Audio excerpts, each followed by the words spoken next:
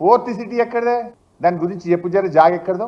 Pharma city కోసం ఈ దేశములోనే pharma hub గా ఇవాళ తెలంగాణ రాష్ట్రం ఉంది. ప్రపంచమే మన దిక్కు చూస్తుంది. ఇంకా మనకు దగ్గర ఉద్యోగాలు రావాలి, పెట్టుబడులు రావాలి, ఈ రాష్ట్రం ప్రపంచంలో నంబర్ 1 కావాలని ఆనాడు కేసీఆర్ గారు, కేటీఆర్ గారు 1500 కోట్లు ఖర్చు పెట్టి 12,000 ఎకరాల భూమిని ఫార్మా సిటీ కోసం సేకరించారు. దాన్ని ఫార్మా ఇండస్ట్రీకి ఇవ్వకుండా నువ్వేదో దానికి ఫోర్త్ సిటీ పేరు పెట్టి రియల్ ఎస్టేట్ వ్యాపారం చేసే ప్రయత్నం చేస్తున్నావు. అది కాక నీ దగ్గర ఎక్కడిదో చెప్పు, ఎక్కడిది ఫోర్త్ సిటీ? ఊదరగొడుతున్నావు.